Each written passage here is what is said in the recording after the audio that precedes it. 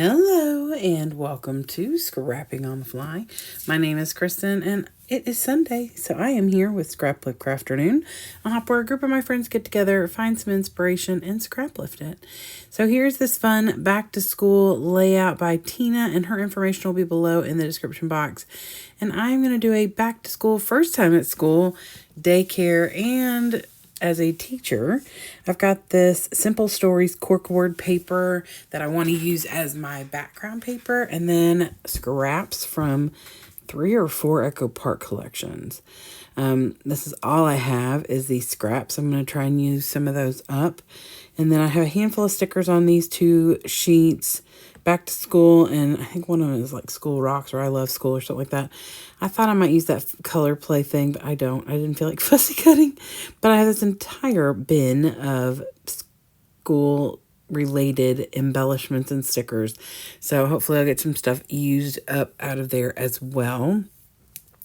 So I have my papers and scraps. I have my embellishments plus this whole box of embellishments.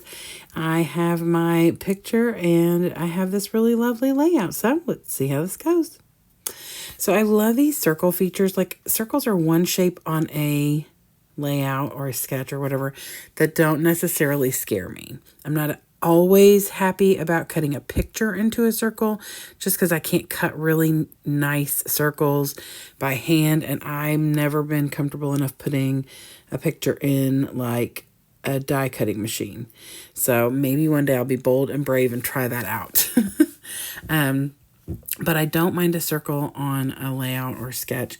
I do enjoy that. And I pulled out my Martha Stewart's circle creator or whatever, and I made these out of scraps. So I made them pretty much as big as I could based on the size of the scrap. I wanted to stick with like the red, the green, and the yellow for the most part with a little bit of blue. And so I stick pretty good to that. All of this, like I said, is scraps minus this background paper.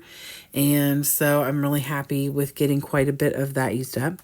I pull out some of my embroidery threader and I get that looped through the tag. I don't normally do that. I usually cover it with like a enamel dot or something like that. But I thought this was a good time for this. Plus, I have a ton of flare that are school related. So I thought I'd pull some out. Found these 2 that are perfect because they're alpha. And they actually really come close to the color scheme and everything. And then I use this plaid one up at the top. And I just put like a little bird's nest of the embossing or embroidery thread, down. I made a pretty small pile of it in that bottom right corner, and then a little bit more right here next to the picture. I'm covered a little boo-boo. That's kind of why it's down as low as it is right here. But my trimmer got caught on the paper and tore it a little bit. So I am taking this one and kind of twining this thread around this one instead of making a little bird's nest. And so I kind of like the way that that turned out. And then I'm going to work around all of that. So there's going to be a cluster in that bottom right corner. And then the cluster for the left is going to be where she has it in that top left corner. So, and it's mostly just going to be like school related things, crayons, pencils, markers, things like that. Instead of where she has this notebook paper and then the title back to school at the bottom, I use this ruler and I put it down at the bottom, and then the excess went up at the top. And so I get that on there. There's nothing like that on her layout, but I didn't want it to go to waste. I know I could have put it somewhere else, but I kind of like the concept, and it gives a little something in that top corner. I have a hard time with, now while I know this is not white space because it's not white, that's that cork board, but I don't like all that empty space. And so I didn't really put anything else up there. It's just enough to, sorry, it's just enough to give you a little something up there, but not anything too busy. Sorry, I'm talking too much, obviously, because my throat needed to be cleared.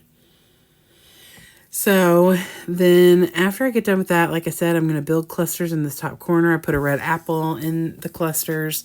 And then those are some like old embellishments there. I've probably had these apples for, I don't know. There's no, oh yeah, it says 1994 Miss Grossman's on the back of them. Y'all, that might be true. That's the year I graduated high school.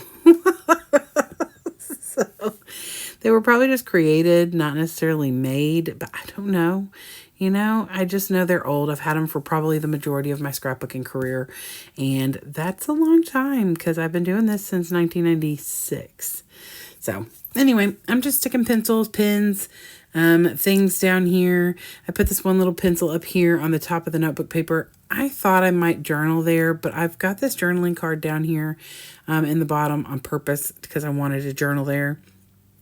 And I layered up those cut aparts because that top part of the front card is that same yellow star, and I knew it would not stand out at all. And I didn't want to mat it on black, really. I wanted to keep the color, and there definitely is a lot of space for adding some color onto this layout since the background is a, monotone color. Or it's, it's a tame color. It's not bright and bold and crazy. And the patterns are pretty dialed down, stars and some polka dots. So I finished off by adding some stars in a couple of different places. There's some stars on this little, sticko embellishments or puffies.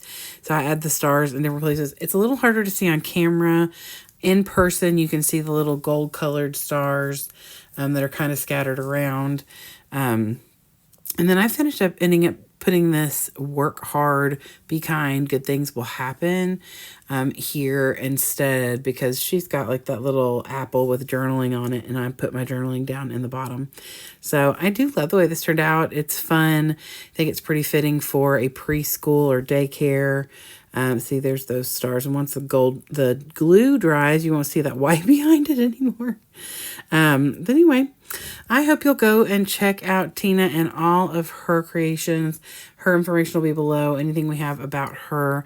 And then, of course, the lovely ladies that I scraplift with. There are 11 of us all together. So please go check them out. There's a playlist listed below as well as each of their individual channels. I'd love it if you give me a thumbs up if you like this video and or my layout. Thank you for hanging out with me today. I'd love it if you'd subscribe if you haven't already. I do reply to all my comments.